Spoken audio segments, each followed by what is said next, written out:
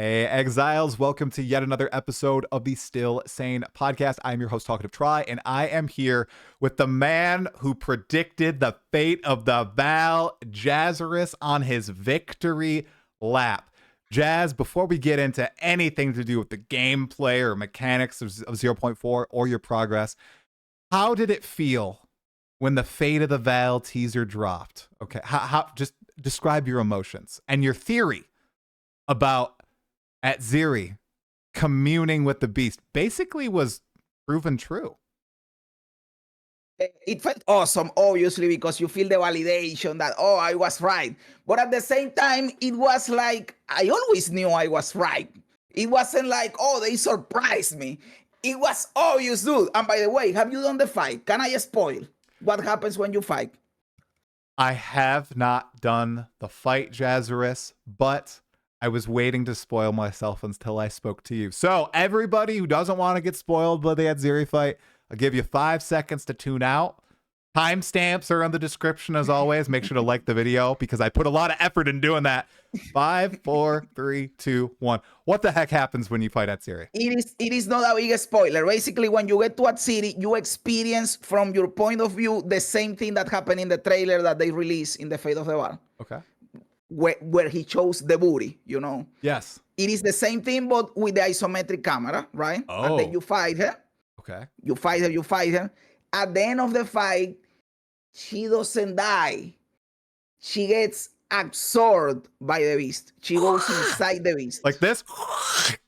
Like that? Basically. And it is not that the beast eats her.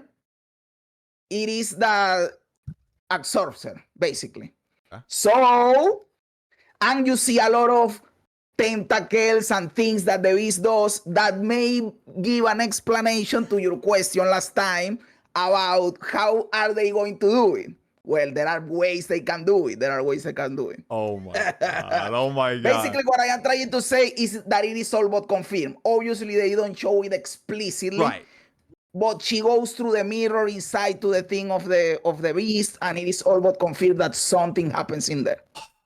And okay. Oh, that's sick. So they show that opening cinematic. The booty. They show the opening cinematic. Same dialogue and everything. Okay. All right. I'm excited to experience it.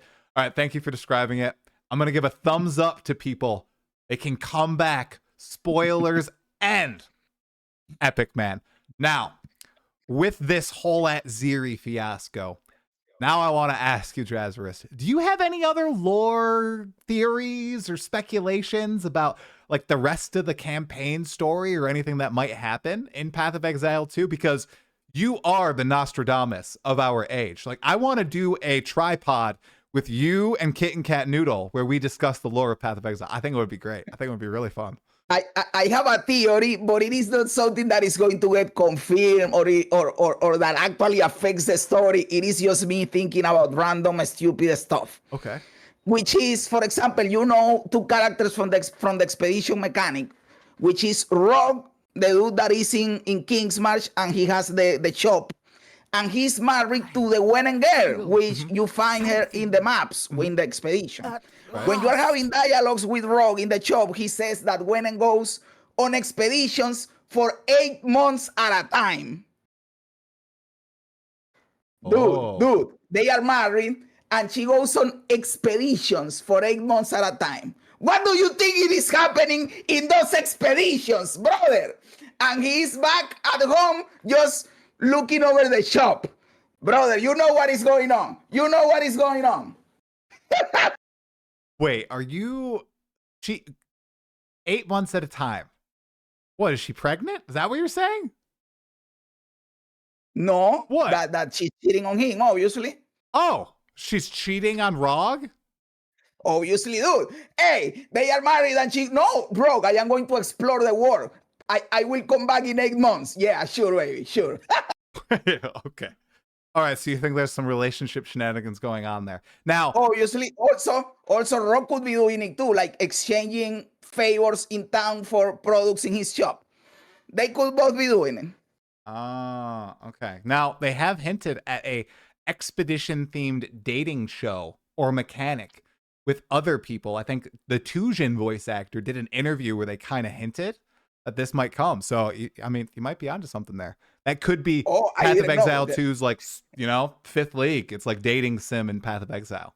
I Always didn't know possible. that. It was just like my dirty mind when you are talking to Rogue and he says, no, she's in an expedition 8 months. And I said, oh, dude, you have to check that out. You have to check Definitely. that out. All right. All right. So onward from the lore, Jazzarus. We're about 10 days, 11 days into the patch so far. I looked at your channel and the videos and thumbnails on and the titles. I've not watched any of them, so I'm like blind on your opinion of the patch so far. I've experienced my own journey. I'm ready to hop back in after a little bit of a break. I want to hear one, your overall thoughts on the patch so far, like surface level, and then your initial progress with your 1 character, 2 character, however many characters you played so far. The truth is that I am having tons of fun. I am liking it. I know that the patch has not been very well received by a lot of people, and I understand the perspectives. I have not watched your video, but I am going to react to it, by the way. But I have not watching. But I personally, I am having fun. But I think that a lot of that is because I am getting carried by finally playing the Werewolf Druid. I have only played the Werewolf Druid. I have not played the Bear or the Wyvern or anything, just the Werewolf Druid. And it is really fun. It is everything that I wanted and more. So it is carrying the experience for me, right? I also really wanted to play the Temple because I love Incursion in PoE1. Yeah. We know that the Temple sucks, right? And it is not because the Temple sucks necessarily, which it does, but I actually like the Temple. I am one of the few people that likes the Temple, GGG. The problem, GGG, is that you don't let me play the Temple because I have to do 6 maps to run the Temple once. And then it sucks and I have to close it and open it again because I didn't get the connections, and 6 maps again. Let me run the fucking Temple, GGG. That is what I want to do. Then no, because you can stack all your charges, and then you do 60 maps and you can stack. The fuck I want to do 60 maps to be able to run the Temple, dude. That sucks. In PoE1, you can, there is something cool in PoE2, by the way, that is not in PoE1, which is that you can take the currency out of the bench, right? That is nice. Meaning if you want to double corrupt, you can take out the currency and sell it in the currency exchange. Awesome. But there is something you can do in PoE1 that you can't do in PoE2, which is sell the Temple. If you don't want to go to the map and get the beacons, you just buy the Temple. Let me do that in PoE2. Even better, I like building the Temple, so don't allow me to buy and sell the Temple. Just allow me to buy and sell the beacons, the charges, to activate the Temple. People that hate the Temple can sell the charges and they are happy. People like me that like the Temple can buy the charges, and I just Temple and don't map, and I am happy. Okay. Okay. So I like the Temple, and you don't let me play the Temple.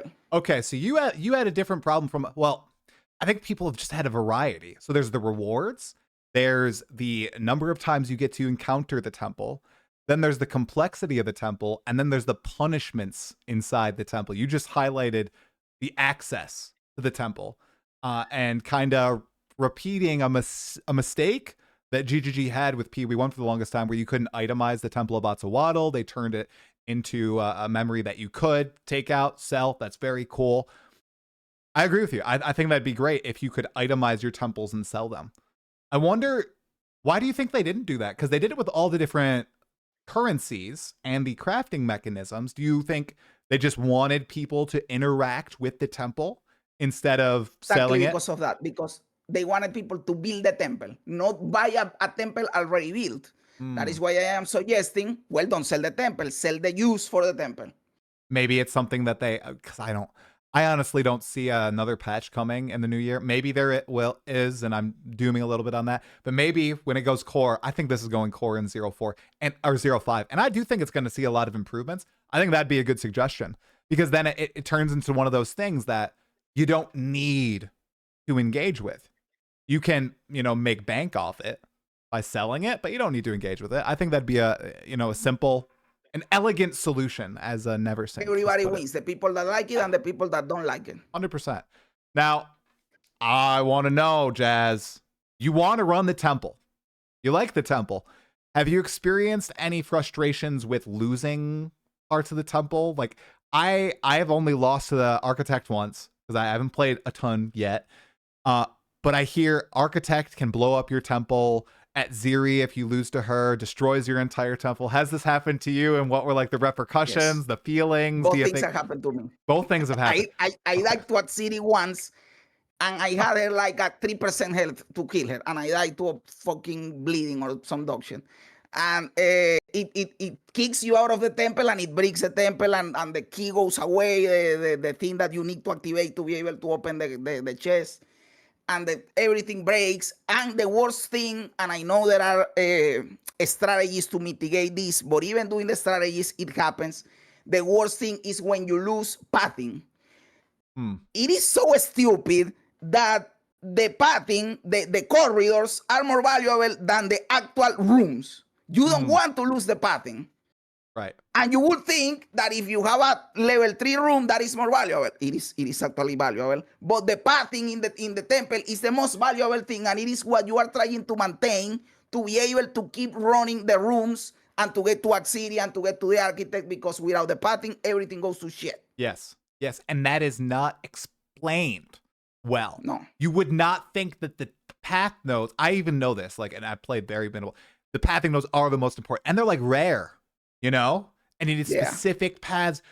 I think they should be like two. You get normally two per thing. Yeah. And it's not like, okay, you get to choose what this path does. No, you're like, oh, this is a corner. This is an intersection. This is more generous with paths, maybe. Maybe a little bit more generous with the paths, you know. Also allowed to connect things, right? It is like not everything connects to everything, and you don't know what connects to what. You have to basically put the thing and see if it connects. And if it doesn't connect, you try again with something else, because nothing tells you if it is going to connect or not. Right. It is like, dude, if I put two rooms together, connect them, baby. Connect them. Yes. Yeah. Yeah. I agree. Now, I want to hone in on the Atziri fail. There's a lot of punishment for failure in Path of Exile too. They obviously want you to experience risk, right? I think the whole philosophy is, okay, well, stuff takes effort. You're going to feel better at the end of this long road. They've talked about this with the journey to level 100, losing maps on death and tablet, blah, blah, blah. And now there's this Atziri thing, right? Where the temple blows up. How does that personally make you feel when it happens? Did it make you feel like you wanted to run it again? Did it make you just feel dejected? It makes me want to alt F4 the game. It makes me want to alt F4 the game. In fact, I recently had a crazy crash out. It was not because of Atziri, but it was something similar with failure in Path of Exile. Okay. What I was doing, it was the weekend of the release, right? I was doing the Third Ascendancy, the one you want to do, in the Trial of the Sekemas. And I got to the Scorpion with full honor.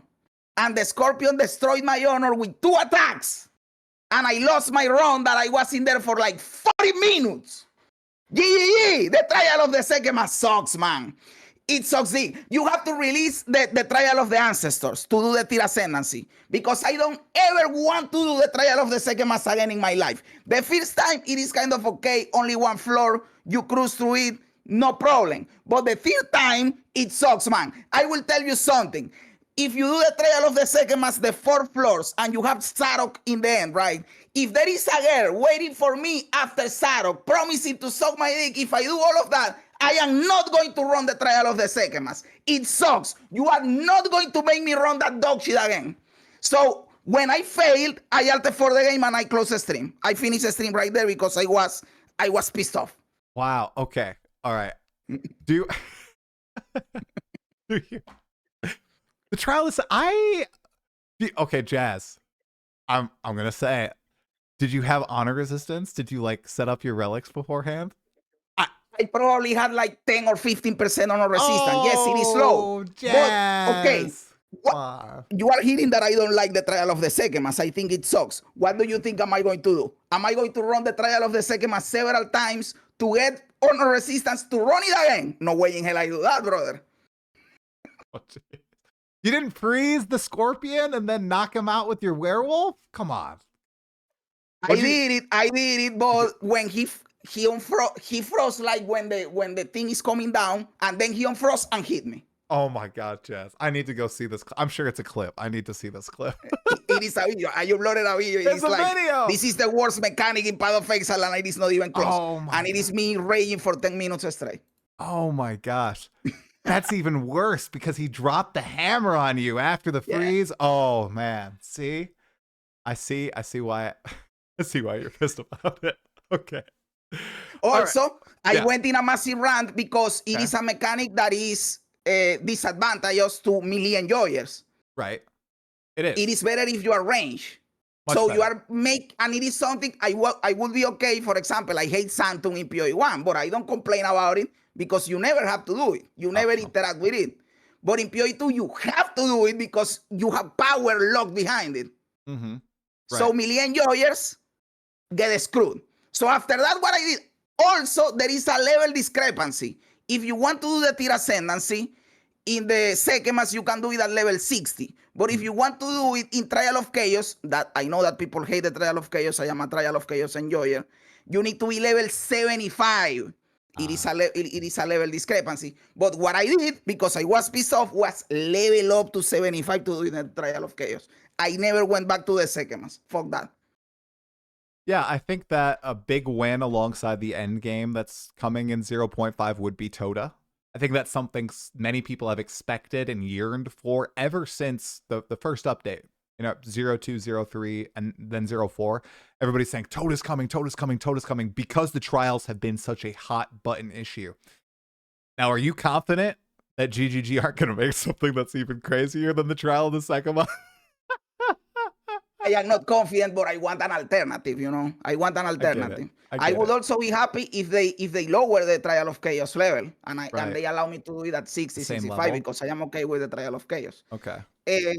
I want an alternative because the second mass is like you can survive and lose. I hate that. Yep. So the Trial of the Sekima, for all the hate on it, it probably has produced the best clips in Path of Exile 2. I mean, you're talking about getting slammed by the Scorpion Stinger after freezing it and basically getting knocked out. The Quinn clip of him pausing the game and Zarak poking him at the end. I recently saw one on the subreddit where I think, was it Trial of, oh no, it was Trial of Sekima where somebody died. They sprinted through a flamethrower. They got hit by a straight projectile, tumbled into the flamethrower, and then just died instantly. Dude, the clips are just amazing. There is also one of a dude that was with a roa or had a companion, and the fire hits the companion, and it splashes and kills him. It's good. It's good, but I'm with you on the alternative. I myself, I guess I don't like Souls games, but Trial of Sekima, I feel like I'm just dodging, just being very, very safe. It feels so bad if you spend, like you said, 40 minutes, and I could see that happening to me. It is a true Alt F4 moment. I always make sure now when I go into the third one, I'm stocking up on the honor res. I'm making sure I get the relics. I don't know if you can get even close to max just doing it the first 2 times, but I'm with you. You don't farm it, so you don't have the relic slots unlocked. You're just kind of. You could probably, being honest, you can also probably for 5 exalted get a set of full honor resistance, but that is too much. That is too much work for that doctrine, man. Okay, see, that's what I was feeling about the support gems. I was like, you could get 20 support gems for 20x, but I was like, nah, man, I'm just gonna crash out, and I'm not gonna play for a few days. So. But talking about, in general, what you said about the punishment, I think we talked about that last time we talked, and I hate the fact that to be able to use your map or to do the content that you want in your map, you have to go with the 6 modifiers map, only 1 portal. If you fail, you can't retablet your thing. You lose too much, man. They have to go easy on something, right? Or you allow me to reapply the tablets, or you give me 2 or 3 portals. Something has to happen, dude. I agree on that. I tried to bring it up and kind of bring that point up, and it does not seem to register because it's not the fact that it's just one thing, right? It's not that they're all in isolation. It's that they all build up. When you die in endgame, you lose your XP, you lose your map, you lose the tablets, you lose any special modifiers on the map, you lose your ground loot, and you lose your time. That's 6 things that feel really, really bad. And I'm honestly, I'd even be fine with like 3 of them. Or like, but all of them combined is just too much. But Exactly. so yeah, I don't know. I am hearing the one portal thing, and then you have stuff that kills you out of nowhere. So you are running Abyss, for example, that everybody's running Abyss, and then you jump, and then something comes out, it blinks on top of you, and it kills you, and you are dead, and you lost everything. And it is like, well, if you are going to have this dog shit that kills you out of nowhere in the game, you have to ease up on the one portal thing. Or if you are going to give me the one portal thing, you have to ease up on this dog shit that kills you out of nowhere. But something has to give, Batman. Yeah. Because it is frustrating, and it truly makes you want to alter for the game. Yeah, like get good, skill issue. Yeah, I know, man. Shroud Walker is, I mean, some of these rare mods, man. You're feeling my. What did you play last league, Jazz, during Abyss? What was your main build? You played most of the time. The Ritualist, the Bleeding Ritualist. Ritualist was it melee or ranged? Yes, it was melee. It was melee. So you felt the Shroud Walker stuff last league. I remember talking to chat. And this league too that I am playing the werewolf. Right, so you feel it now too. So a lot of people I think might be experiencing it for the first time who were playing maybe Lightning Arrow last patch during Abyssal, but yeah, like Shroud Walker, the degens, that is one of the only. I saw a funny comment. Somebody was like, yeah, I got to end game and now the only thing that's killing me are on death effects and degens. I think that's like such a big problem. It's also very hard to solve for grinding your games. Like they need to rebalance the game, not around dying to after death effects and degens, but from the monsters. Like that's such a careful balance. I feel like I've had this discussion a million times, man. But it is sometimes, dude. I died, no joke, like 4 times. I didn't have the one portal at this point. I was leveling up. I died like 4 times to one of those dudes, the Shroud Walker with the DJ aura. And every time, look, no, I am going to surprise him, and I am going to jump on him and freeze him. Right. And when I was getting close, boom, boom, he blinks on top of you, the DJ aura. I am trying to run, and I die. Exactly. I mean, it's Wolf hat's coming off. Time to do anything, dude. Okay, and the craziest thing is when you got 4 of those rares all swarming you at once, and they have different varieties of the oh my gosh. It's crazy. It's crazy. Sometimes it can be fun, but sometimes when you end up dying, man, it can be frustrating. So, okay, while we're on this topic, you know what? Let's go on the train. Chilled Ground and Temporal Chains, man. Do you still think that what is this? Are you fine with this? I honestly don't give a flying about those because they are avoidable. If you know what you're doing, they shouldn't be a problem. And the wolf is fast. Okay, at least Jazz. This season I am not having a problem. So now it's get good. I see you're telling me to get good. If you know what you're doing, you don't have a problem. I see how it is. No, I am not necessarily. Let me rephrase it. They are annoying. They are annoying for sure. I get what you're saying. They are annoying. Yeah. But I don't see them as game breaking as having one portal or as the DN from the Abyss dude. And you can dodge. I was just pulling your. You can dodge them and everything. It's not like the Shroud Walker where they have like freaking radar sensing capabilities and they play murder you with their special attacks and everything. So, all right, circling back. We talked about the temple. So circling back, you touched briefly on, you got to play out your freaking profile picture, man. You're wolf. You're literally. I am in the game, by the way. You're in the game. You're literally the white wolf man. I thought it might just be a cinematic. No, you can turn into the Arctic wolf like 24/7. How have you liked the gameplay of that? Did they do well with the combos? Are you finding the loop great? Like, go in on it. I want to hear. I am loving the werewolf for several reasons. I know you remember that I made several videos before the reveal of the Druid, like saying they should do this, they should do that. The bipedal, the quadrupedal, they did a good job, man, because you are a bipedal when you need it, you are a quadrupedal when you need it. It is the transition is smooth, you feel awesome, you are fast, you jump, you claw, you shred, you go out with the cross slash, it feels awesome. Also, first time since I've been playing PoE2 1 year ago, right, that combo gameplay feels actually good and smooth.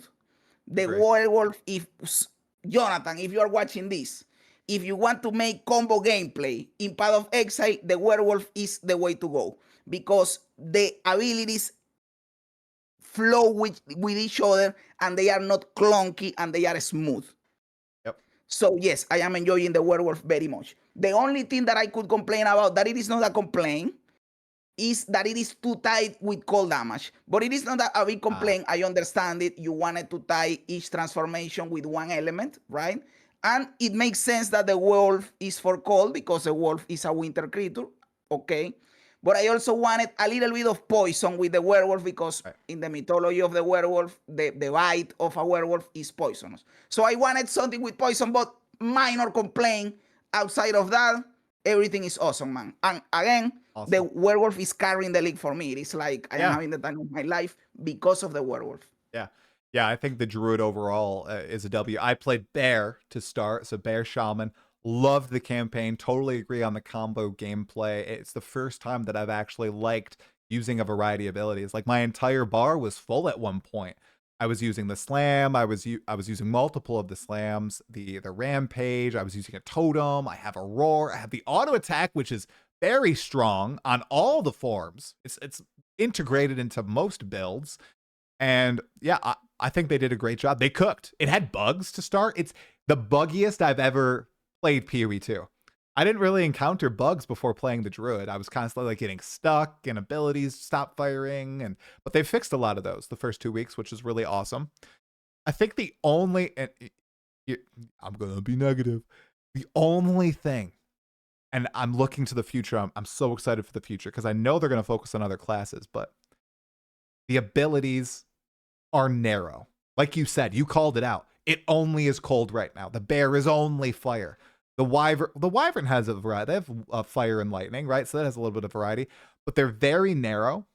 I'm looking to that future in 5 years' time when they do what they did with PoE1, where they're introducing new skills to existing archetypes, man. So I think eventually you'll get your rabies, poison, lycanthropy vibes and skill set into PoE2. At least I'm hoping. I hope they do that. I hope so. You could, for example, and you don't have to go way out of your way to make it happen. You could do, as the bear right now has a unique talisman that transforms you into the other dude.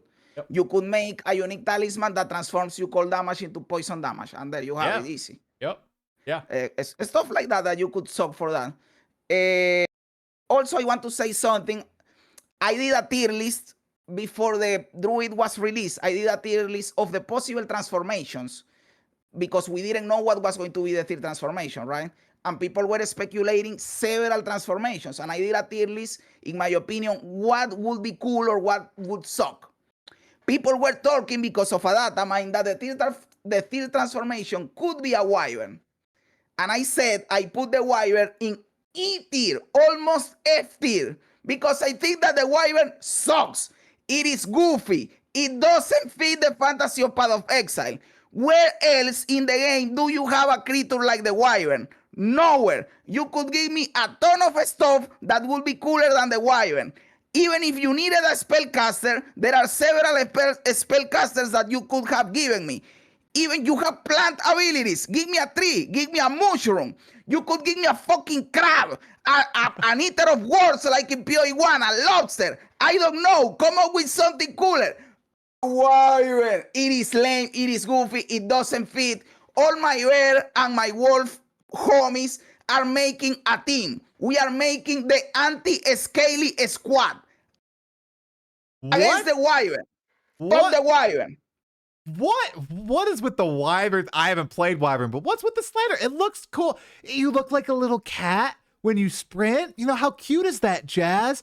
My brother's wife was watching him play his Wyvern build he was streaming over Discord, and I heard her say, "Aw, that's the cutest thing I've seen in Path of Exile too. Aw," while he was sprinting like a little cat through the trials. It was so good. So I don't know, man. What's wrong with? Don't be anti-scaly. Also, yeah, somebody in chat called it out. They have wyverns in the Trial of Chaos. They don't look as cute. They actually look like monsters. But they are a weird lizard or whatever. Look. There is one thing that the Wyvern has cool. I am fair. You know that I am fair. There is something cool that the Wyvern has, which is the flame breath ability, where you are flying and throwing fire like you were in King's Landing in Game of Thrones, okay? That looks cool. Outside of that, it is still goofy. Also, They did something to fix it, but it costs money, which is transforming yourself into the bat. I allow the bat. I will allow the bat. In fact, the bat should have been the base skin and the Wyvern should have been the microtransaction. But how they did it the other way around.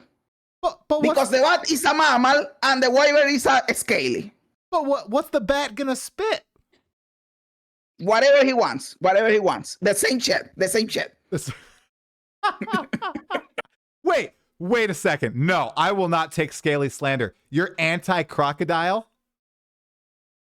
The crocodile for the bear looks cool. I will allow that one. But the crocodile for the werewolf sucks. It is awful. I hate it. What? But the one from the werewolf is cool. I think they're both cool, but I'm glad you allow one scaly through because the crocodile is sick, man. The crocodile is cool. Like I allow that one because that one is cool. Like okay. I can't deny it. I can't go against it. Okay, so you will take this vow right now, here and now, because you've made this faction. You're never gonna play Wyvern. I'm not gonna tune into a jazz stream and see you going like, ha ha ha, oil barrage, let's go. Only way is if somehow I manage to get the bat. If I manage to get the bat, I could play the Wyvern with the bat. But Wyvern as a scaly, no, never. It's $15, Jazz. $15. It is a lot. It is a lot. Oh, come on. So cheap, the microtransaction. What do you mean, man? Come on. We could see when I like something, I told you the other day that the Delph mechanic is my favorite mechanic, right? Yep. I got the Delph hideout in PoE1. I hope they make it to PoE2 because the Delph hideout is cool. So, we will see what happens. Okay. All right. Well, I was told to ask you about two things, Jazzarus. I was told to ask you about the Wyvern. You brought it up yourself. Good. Interesting take. Okay. The other, I know that I am in the minority because people think the Wyvern is cool. So I am sorry, guys. Don't get mad at me. Oh, it is a thing of taste, you know. It's very cute. Is goofy, man. It's very cute. I like having some cutie in PoE. You know, stuff that my brother's wife will like. Maybe my wife. She actually didn't. She's with you, Jazz. We played Act 1. She was Team Wolf. She was like, this is the first real fun build I'm playing PoE2. She was ripping stuff apart. She was freaking loving it. So she did not like Wyvern. Nice. Yeah. Base. So the other thing people wanted me to ask you about, I saw it was the title of one of your recent videos. So I'm a little afraid to ask about it. It's item rarity. Okay. What do you have an updated take on item rarity, Jazzarus? I'd love to hear it.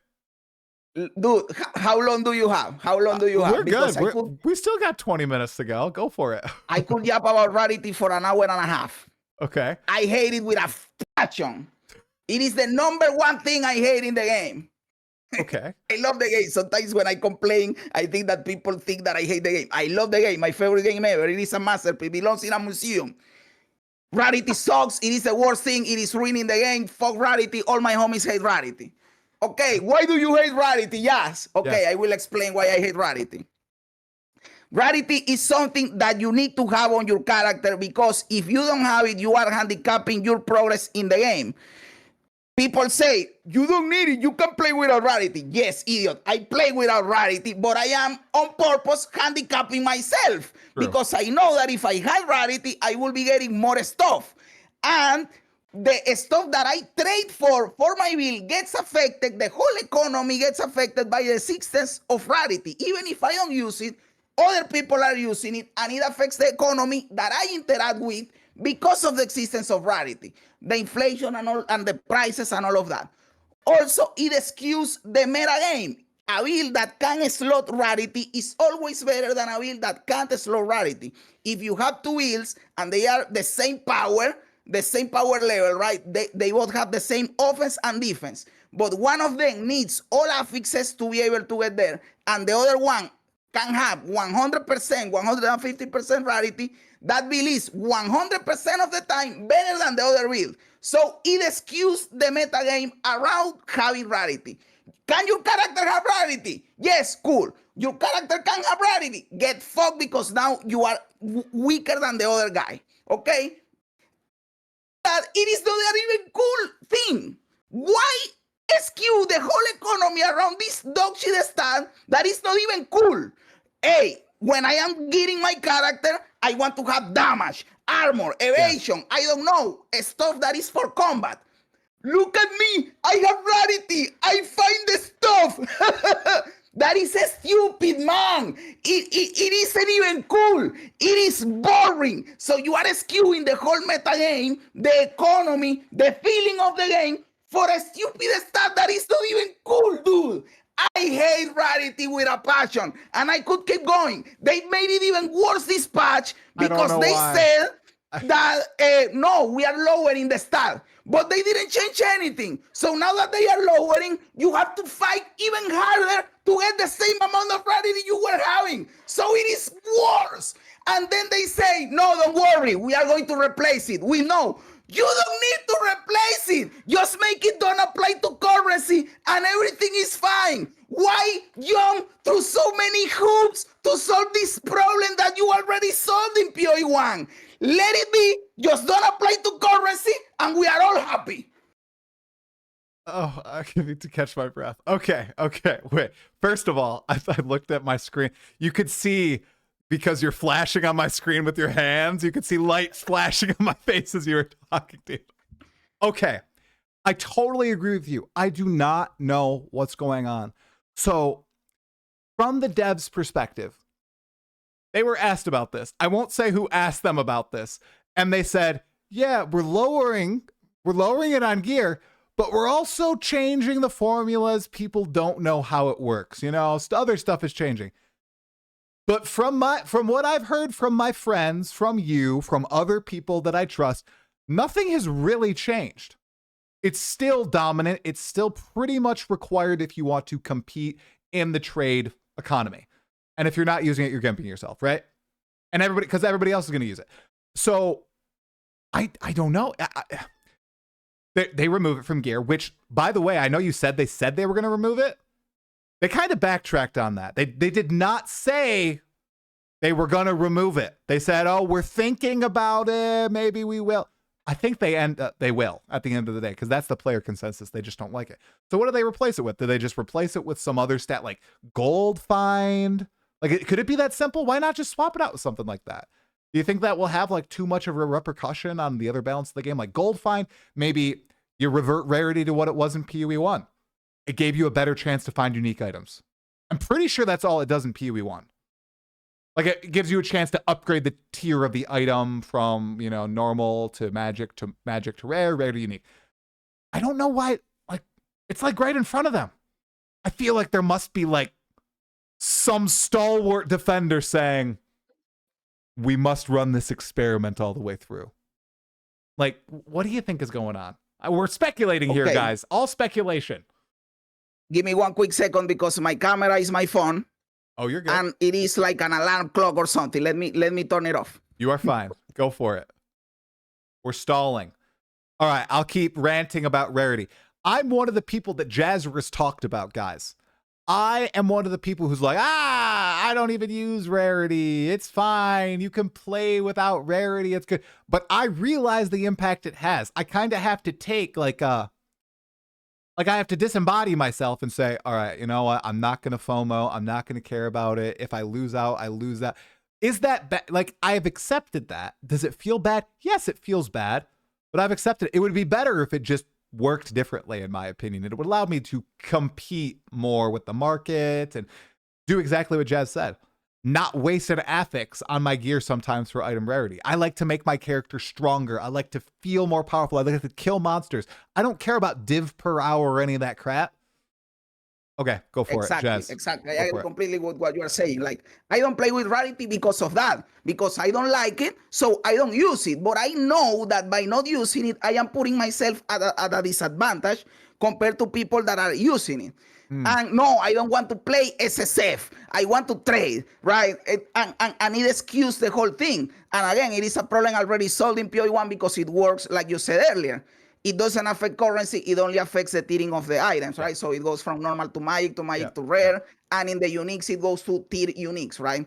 So you can solve it that way. You don't need to replace it because that is what they said. Not remove it, but no, we are looking for affixes to replace it with. You don't have to replace it. Let it be. But it only affects currency. You don't have to replace it.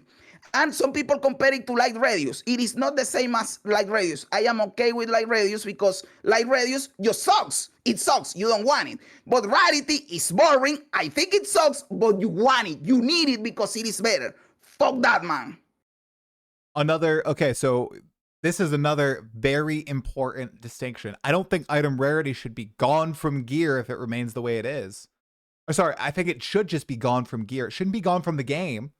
I think they said, I think it was Mark or Jonathan, I don't remember who said it, but they said the hardest content, the most aspirational content should have the greatest rewards and boost the most item rarity. I totally agree with that. As someone who is not going to engage with that content, I totally agree. You should get the best rewards from the hardest stuff in the game. The people like Connor, who I talked to yesterday, who's making end game builds that I don't understand, that's blowing up script, they should get the best rewards in the game. But it should scale via a different system, not item rarity on your gear. That's just my personal opinion. I agree entirely. Yeah. I agree entirely. I have a problem with it on gear because I want my character to use the affixes on my gear. If you can do the using with the tablets and the Atlas 3 and the Waystone and all of that, hey, I am cool with that. Let's go. That is the way to go, right? But in my character, I don't want to waste, because let's be honest, for off-meta Andys like myself or noobs that you are trying to learn the game and play, you need every bit of power that you can get because your build typically sucks. I don't have an affix to waste on rarity. I want power, right? So I don't want rarity on gear because of that. By the way, I saw the podcast with Connor. Obviously, I love Connor. I cleared all Uber bosses in my very first league in PoE1 by following his Molten Strike of the Zenith build. By the way, you guys said like his builds are difficult to follow for a first timer. Maybe, but I did it. I did it. Heck yeah. Heck yeah. All Ubers down. Freaking crazy, man. I haven't done that all in one league. That's very respectable. I remember you talking about that. Now, another point that always comes up with rarity, Jazzarus, is it's really, obviously you already talked about the relation to the economy. And that was like a flashpoint that I had with this PoE2 league, was I was having frustration with it, and everything was pointing me, just use trade. That will solve all your problems. And it 100% did. I gave in. I used trade today, solved all my problems. I feel much better. Do you think that GGG should or will ever bend this idea of fully balancing the game around trade and do something maybe akin to what Last Epoch did with their SSF mode, where they have this circle of fortune, where they have, you are fully sectioned off from the trade market and the game does give you better drops. You are able to curate your experience a little bit more. Do you think that's something that they'll bend on, like they've bent on with asynchronous trade, with an auction house in game, with all these other things, these philosophies they've changed? Do you think that's ever a possibility? And is that something you'd want to see? Or do you think the trade market and how SSF currently operates, where it's strictly just a challenge mode, is something that will always exist in PoE2? Hey, I'll be honest. I would like them to do something for SSF, but I don't think they'll ever will. In the time that I've been playing Path of Exile and I have seen like how they operate, I don't think they will ever do that. Like, their philosophy is that the game is balanced around trading, and if you want to go SSF, it is a challenge that you are imposing on yourself, and the challenge arises from the place that you can't trade. So if I am giving you an advantage because you can't trade, then what is the point of the challenge? I think that is the philosophy they have behind it. Would I be cooler if you could have like an SSF Plus or something like that? Yes, I would think it's cool. Do I think they will do it? I don't think they will ever do it. Yeah, I agree with you. And it's always so divisive, and it's always so interesting to see. Like, people always say, oh my gosh, yeah, something like the Circle of Fortune in Last Epoch, best thing ever. And then everybody's like, other people say, no, that is the worst thing. Nobody should get extra. It's so interesting to see the polarization there. I feel like some people, this is going to sound funny, I think my first like 3 PoE2 leagues not experiencing a terrible RNG stretch, more than a couple hours. You push through that as a PoE player. I've done that many times in PoE1 where it's just like, I'm not lucky, that's fine, I'll grind it through. Something clicked this time where I did have that unlucky stretch, and it was like the perfect storm, and I said, I will not use trade, and I logged out. And then I logged back in, I used trade, I came back. It's like you play Dota 2, right? The Ice Frog meme? right? Where it's like, oh Yeah. gosh, this is crap. I'm not gonna eat this. Yeah. I'm not gonna play this. And then you come back. Yeah. You walk away and then you look and you're like, oh shoot, I gotta come back. And then just gobble it all up. Exactly. Basically, I feel like what happened the past few days, You're especially the bringing last up day. a very good point that honestly I hadn't thought about recently. Yeah. And it is that almost always, if you are playing on trade, obviously, almost always when you find a dead end on your progress, the answer is trading. I don't know if that should be the way to go. I honestly have not thought about it enough to have if this is good or bad. I don't know. But I do know that the answer is almost always just trade for something better. Yeah. You know what I'm saying? And people like finding stuff. Right. And almost always what you find is not for you, and you trade for currency to get the thing for you. Yep. And usually I'm fine with that. I always try to push as far as possible without trading. It's like self-inflicted, but it also feels better just getting your own upgrades. So something where it happened that early in progress, like I just got to endgame and I hit that block, that wall with literally support gems. And I know this is funny because it's one exalt for one support gem, right? It's not a big deal. But to me, I was just like, I don't want to have to trade for support gems. I should be able to do it myself, you know? So I don't know. It is a fascinating thing to think about because it's all like internal. It's all just me thinking about the game and how I'm interacting with the game. I know what the logical thing to do is, right? It's very, very easy. But I like fought against myself. I don't know. It's funny. And that problem that you are mentioning regarding support gems, it also like make people not want to try stuff, right? And just follow a build guide where they tell you, well, you get this support gem and this support gem. Okay, you will get enough support gems to do that. But if you want to try different support gems to see how it behaves, then you don't have enough support gems to that. So they are not encouraging experimentation with having not enough support gems. And another huge thing with trade, that somebody literally in the chat just pointed it out, with async trade, anytime you need an item, it is going to be there. And you know it's going to be there. There will be a cheap item you can buy that will be better than pretty much anything you have found 9 times out of 10. I won't say 99% of the time, but 9 times out of 10, you will be able to find a cheap upgrade in 5 seconds in game, not going out to the site. Good? Dude, I don't cool. Like when I play the first like the league starts. During the first 3 acts, I never use one exalted because I know that as soon as I get to the 4th act and I unlock the synchronous trading, I will immediately buy gear for one exalted that is better than whatever I could have gotten by slamming an item. Right. A full item with all my affixes for one exalted. Dang. See, you're right. You're right. See, and this was the warning, right? This was always the warning that it's such a hard balance once you have this ease of access to trade with balancing how stuff you find and make yourself feels compared to just, or isn't power wise compared to just finding something that one of the other of hundreds of thousands of players found off the ground. It's going to be like the perfect fit for your build. I do not envy grinding your games. I do not envy them at all. It's like that more in the lower gear, right? But once you get into the deep end game, it can happen that the item that you want, it doesn't exist. Yeah, it can happen, or it's not on trade, and 100%. You have to craft it. You have to do something about it, right? Yeah, but like for me, dude, I literally logged on during my lunch break today, and I said, "Screw it," and I outfitted myself in max res.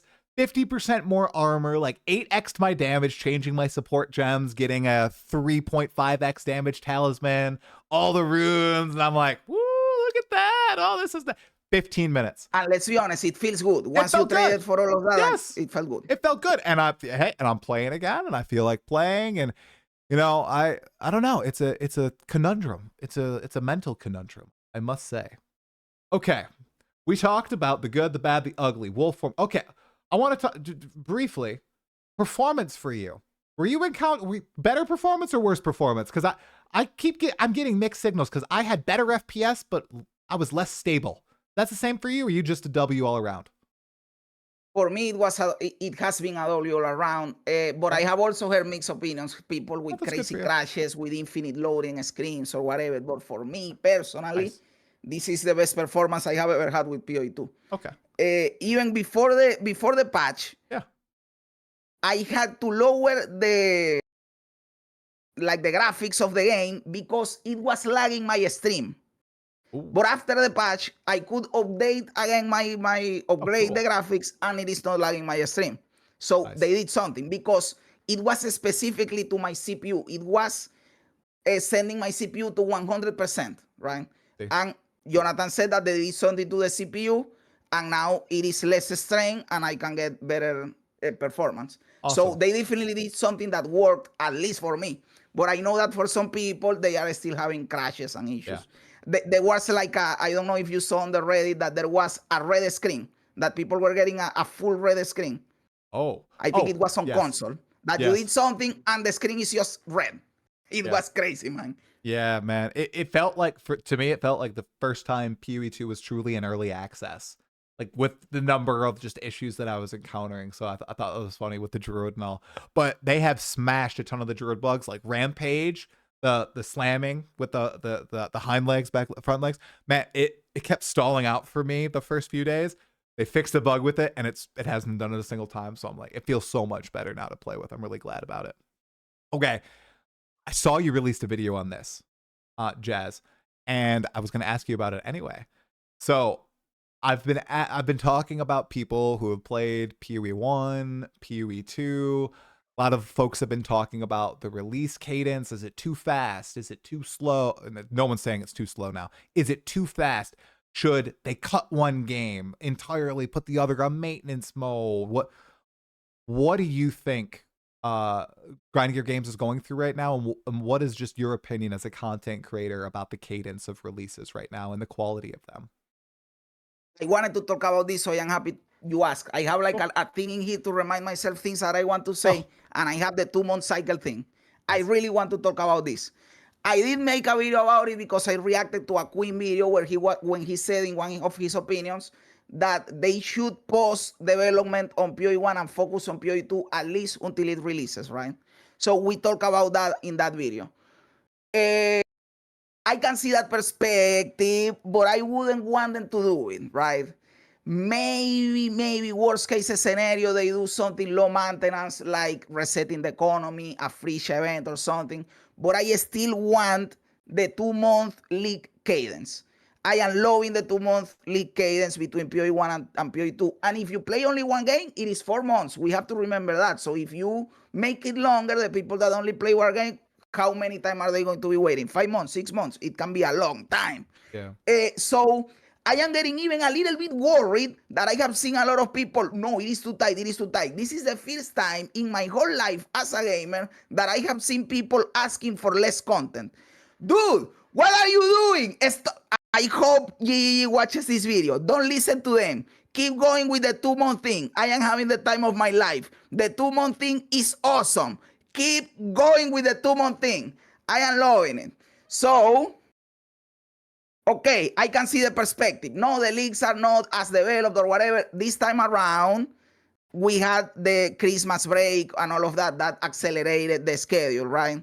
Yeah. I have been liking the leagues. Maybe they are less developed a little bit. But if I have 2 words, and I have a word where I get, let's say 100% of a league every 5 months, or 75% of a league every 2 months, I get the 75% every 2 months, right? Both as a player and as a content creator, because I like the feeling of a league launch, everybody is starting from scratch, the economy, all of that. We are going, the new content, the new stuff. And as a content creator, when a league goes for too long, what am I going to talk about? Right? Yeah. I want to keep talking about the game. I don't want to move on to a different game. If there is no content, you have nothing to talk about. But it is not only from the content creator perspective, it is also as a player. Dude, when this time around, I did all the challenges 40 out of 40 in PoE1, right? Nice. And I did it, and there was still like 10 days remaining for 0.4 to start. Those 10 days, I was in a void. My life was, I didn't know what to do because I didn't have PoE to play, right? And I was, please start 0.4 so I can go back and play PoE. If they make this too long, then I will get too many voids. don't go too long without releasing. But I understand the perspective. People are feeling that they are rushing the content, there is not enough quality, that the leaks are worse or whatever. Maybe they can adjust things for PoE1 and focus more on PoE2. But I also know that once PoE2 is fully developed, and Jonathan has said this, they know that when all they have to do is leaks, it will be easier. Right now it is hard because they are developing the full game. But when all they have to do is the league, it will be easier. So yes, that is my take about it. Yeah. I hope they don't abandon the 2-month cycle. I tend to agree with you on that as well. I think they should continue going in the current direction. In the grand scheme of things, this has been a very short amount of time, right, where they've been doing this. I think they're going to hone everything. They're hiring more employees. They're getting more leaders at the company as well. Very important to have just more people working on these games. They're two behemoth games. They need more individuals. And once they have more individuals working on each individual game, more experts on the balance, and they have refined their processes on working on both of these at the same time, I think the 2-month cycle will work. Now, I think there's a few different perspectives here. There's players, there's content creators, and then there's developers. Now, the developers, I think a lot of people have talked about them getting burnt out quite a bit on this. I think that's why they're hiring more devs. It's just so you're not working on that 2-month turnaround for the most part. Some of them are, but most people, I think, will be working on each individual game. Maybe they'll be molding between them, but they'll have the 4-month cadence. But this is also something people have to remember that GGG has been used to, right? Before PoE2 was announced, or even while it was in development, they were releasing leagues pretty consistently. Yes, there were gaps, but their content was coming out quick. It was coming out with lots of it packed into the updates. So this company, it's not like, hey, I'm going to go work at GGG. It's going to be a really slow-paced environment. No, I'm pretty sure the devs know what they're getting into when they sign up to work with Jonathan and Mark and everybody else. Now, for the content creators, selfishly, I think content creators definitely want more content. They want more people to be flocking to videos. They want to be able to play the games more. They do it for a living. I think players, most of the time, like if you're playing PoE1 and PoE2 and you enjoy both games, awesome. I bet they really, really like that. I can see fatigue happening, though. I think this is going to occur more and more. I think people will get a little tired of having so much content thrown at them, especially if GGG refines everything. And these are decked out quality leagues. Like, imagine if everything in Fate of the Vaal was top tier. Like, I don't know, I'm going to go back to maybe like Affliction League in PoE1 or like the Forbidden Sanctum level. Very fleshed out. People are addicted. They're playing a really long time until the end. And then right away, PoE1 League comes out. And they keep flip-flopping between those two. I could just see people getting burnt out. Because the way I typically played PoE1 before I was a content creator, I'd play for 3 weeks, I'd blast the heck out of it, and then I'd take a 3-month break, 2-month break. That's not going to happen with this new cycle. I don't know. I have a video about this, by the way. Okay. And I made it when they announced that they were going to do the 2-month cycle. So this video is, I did it a while ago. Yeah. And it is like my ideas for GGG to avoid players to burn out. And it is something that a lot of players don't want them to do, but it is a good way of doing it. And it is never make the games too similar. Yes. Because that way you will make the change between leagues, between going from one game to the other. You will feel the change. Okay, I am playing a different game.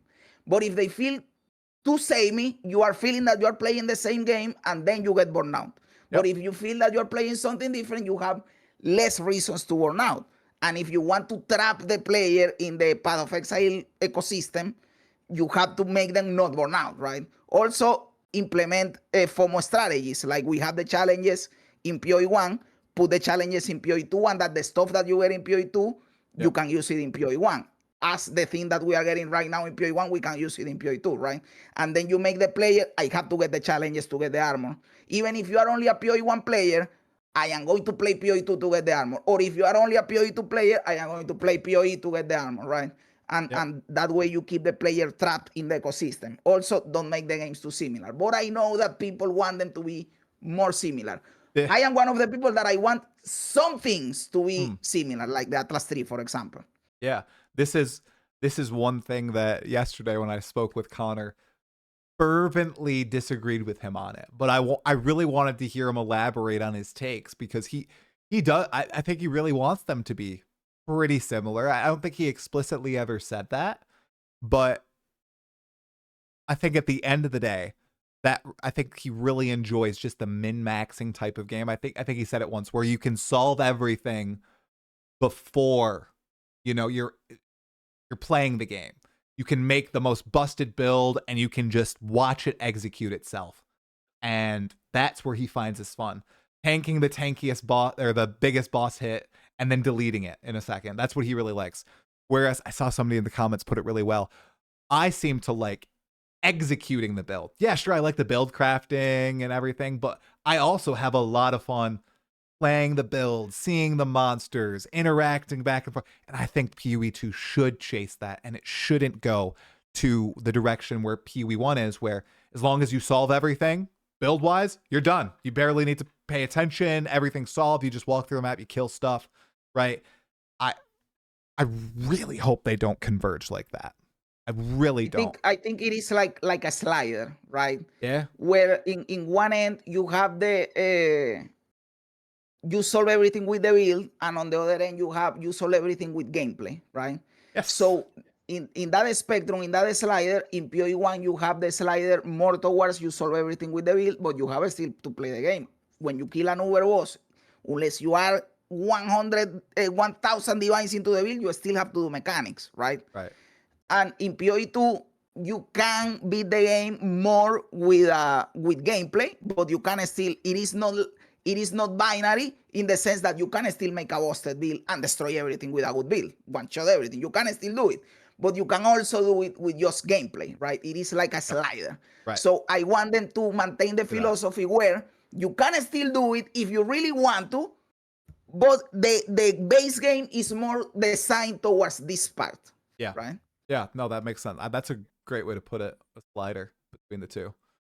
Now, Jazz, I had one last topic that I wanted to talk to you about, PoE related. Somebody actually brought it up in the chat a little bit ago. It's Grinding Gear Games' desire to make league content or side content for each Path of Exile 2 release, right? Instead of working on just the fundamental game systems, and I'm talking about the end game loop, classes, new weapons, ascendancies, balance, getting the campaign acts out and everything. They're making Fate of the Vaal. They're making Rise of the Abyssals. Next league, I'm sure they'll be Delve, your favorite Delve. Maybe that'll pop in. What do you think about that balance? Do you think that they should pull kind of a 0.2 Dawn of the Hunt where the league mechanic is an afterthought and they just slap something in there and they really focus in on the core systems? Or do you kind of agree with what they're saying and we need to release a league to get players to come back and play the game? Do you think that's true? I agree with the philosophy of releasing a league mechanic. I don't know if it is mandatorily how they say, like, you need a league mechanic for players to come back, but I see it in the sense that I don't separate them. To me, the league mechanic is part of the game. They normally tend to become core after the league. So the league mechanic is the game. They are developing the game. What is the number one reason that I, as a new player, I am loving and having a lot of fun in PoE1? There is a lot of stuff to do. You never run out of stuff to do. You get bored of something, you can do something else. And they all are different mechanics that function. None of them function the same. In some of them you tank, in some of them you run, in some of them you kill, in some of them you build towers. You can do a lot of different stuff. That is the game.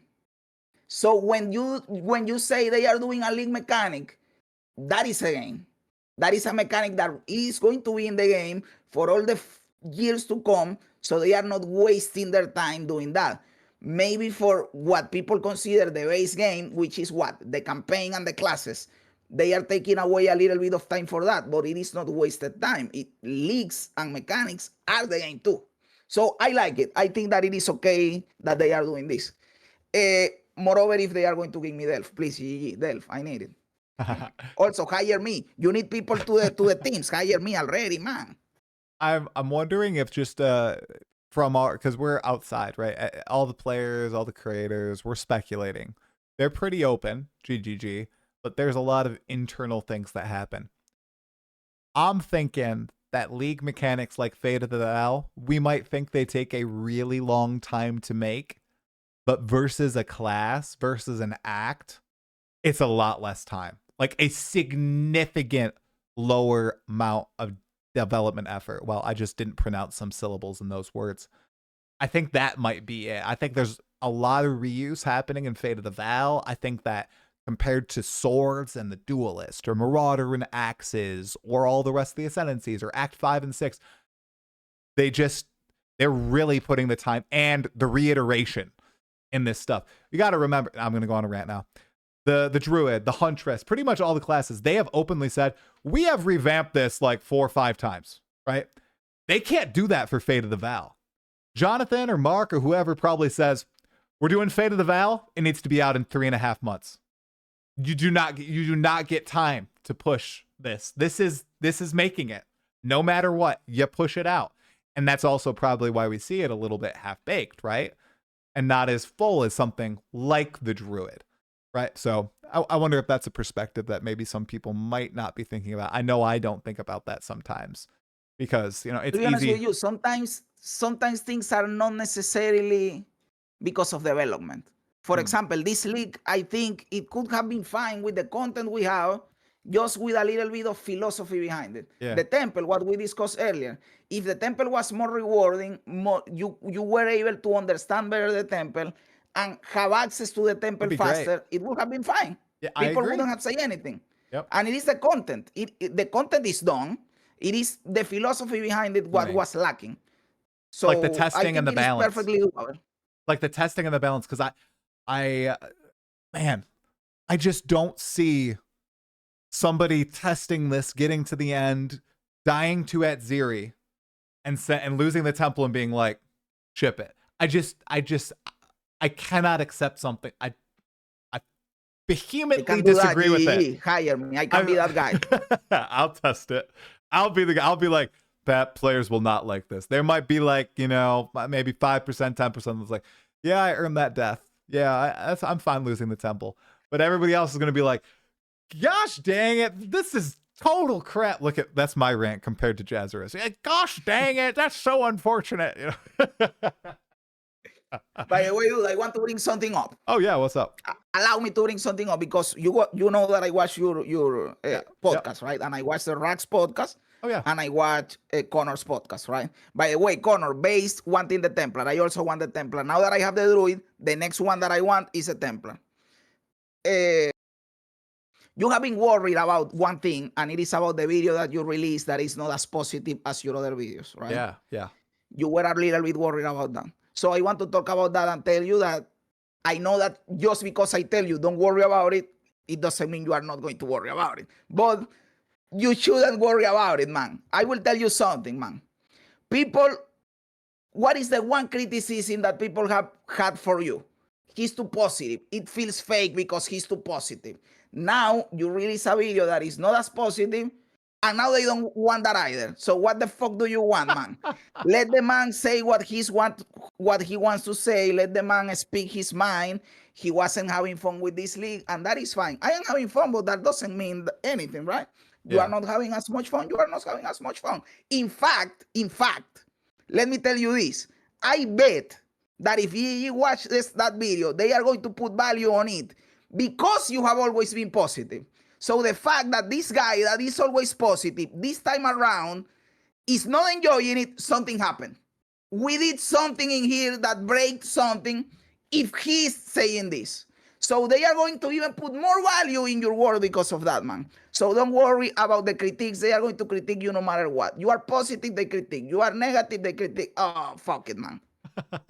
No, I appreciate it, man, because I was unnaturally just psyched out. Like I psyched myself out with that video. I don't know, because I just sat down, talked in front of the camera, and it legitimately was tough for me to press publish because I don't put that stuff. Here's the real thing, man. That is like so unnecessarily like whiny and like petulant from me. I see that as whiny and petulant. Like I just don't talk like that. I'm just not like that, even though others might not view it in that way. And that was the original reason why I started making videos. I didn't want to hear that because I don't like listening to content like that. I like to mirror myself kind of with the content that I enjoy as well, right? I consume that content, and it kind of formulated my entire YouTube channel. Like, I watched a lot of like Wooden Potatoes on Guild Wars 2, and he was always very upbeat, very positive about everything, even during a dour time of the game, and I loved listening to him. So when I made that video, I was like, man, I'm like turning into what I didn't like, all the way back when I started making videos in the first place. This is a long tirade. But anyway, I realized like, no, this is important. I should do this. I feel like I kind of have that responsibility now. I don't know, because if I just stay silent, Yes. right, and I just stay quiet and I don't speak up, like you said, in the times where I'm not enjoying myself, I don't know. I'm not a hypocrite. What's the right word? It would feel like disingenuous. Like that is, I think that would be like a valid take. Like if I didn't enjoy myself. And you are throwing it in the face to all the Yeah. people that said that you were fake. Also, Yeah. it is not fake. You were enjoying it, and now you are not. You are speaking your mind always. Right. And also, I want to say this to you personally. Yeah.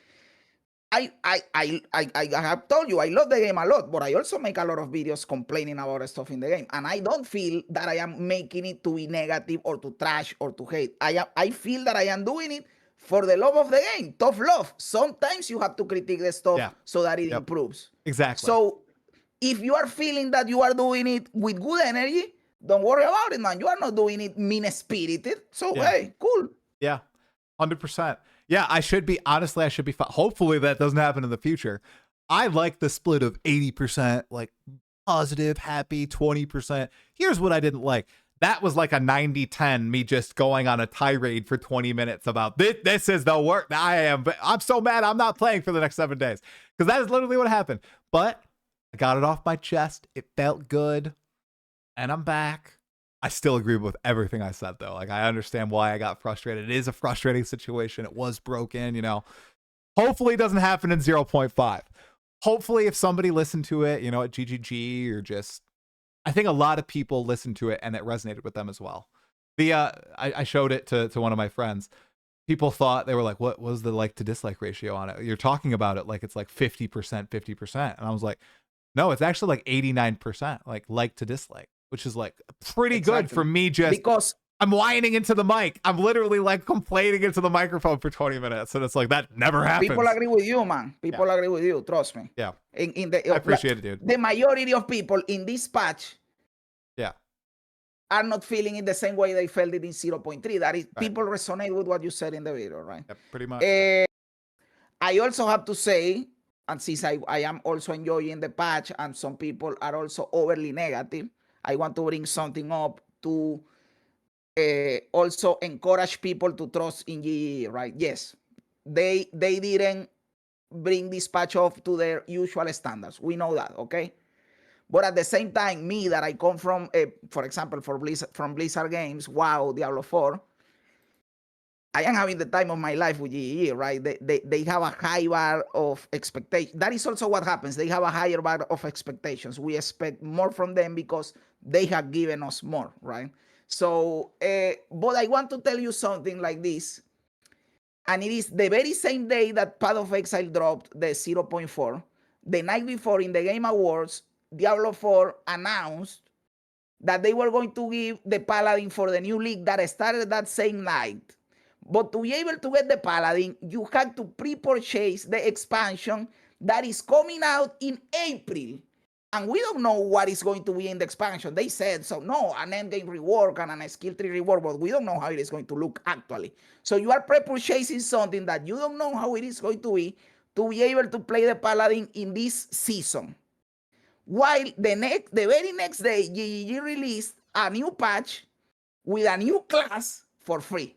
That is all that I am going to say, right?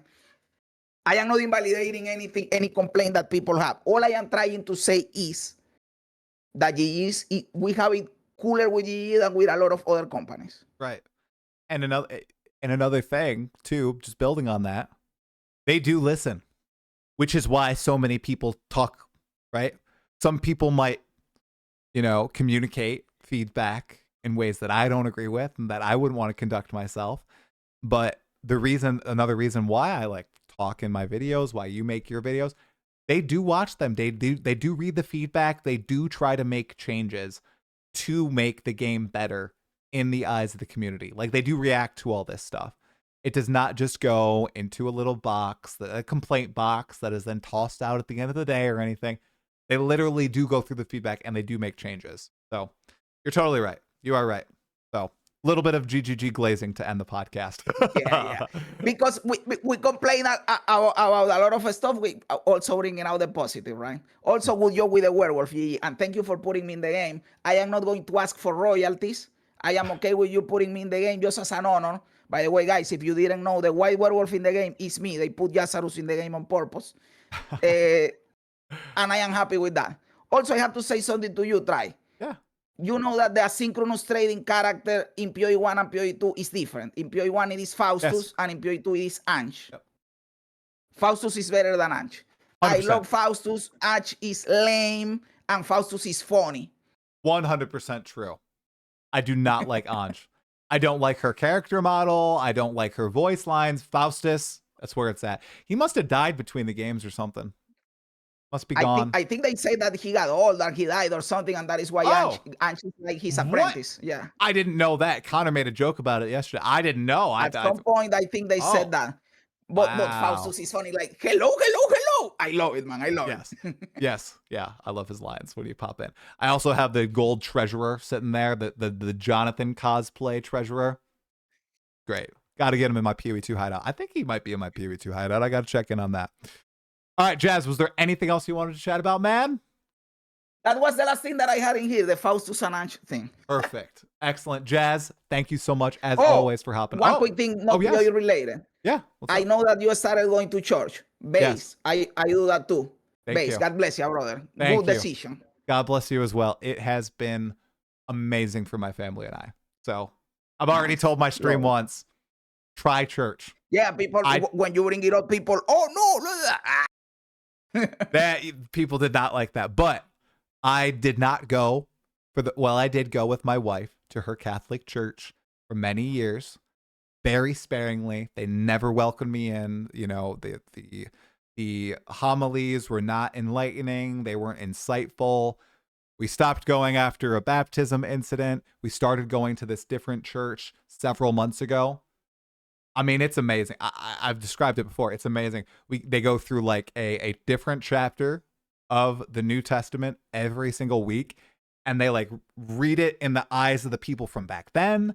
They read it through like a Middle Ages lens and then a modern lens, and they take like the lessons and how they've evolved over thousands of years. And it is even if you're not religious, it's like a fascinating history lesson, because the person who leads it, very well studied, like he's a pastor, but he's like a historian. It's so cool as a fan of history. So thank you, man. Cool, I loved it. Love that you are doing that, by the way. Yeah. Love it. Thank you. I appreciate it, man. Okay, Jazz, this has been awesome. Thank you so much for checking in again. After we just had a podcast in 0.4 or 0.3, but this was super fun as well. We'll have to do it again maybe in 0.5. It's pretty hype, man. Please, this is fun, man. I love ranting in here and saying random stuff. 100%. Everybody in the live chat, everybody watching the VOD, make sure you go subscribe to Jazzarus on YouTube, follow him on Twitch. All of his links will be in the description below. And make sure, if you enjoyed the podcast, leave a comment shouting out Jazzarus.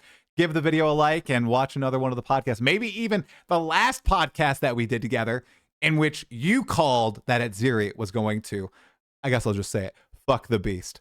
All right, everybody. Thanks for watching. We'll have a good one. We'll talk to you later. Bye-bye. Thanks, Jazz. That was awesome, man. Oh, that was for sure, man. Thank you for inviting me, dude. It is always fun, dude. It is always fun. 100%. That was really, really good.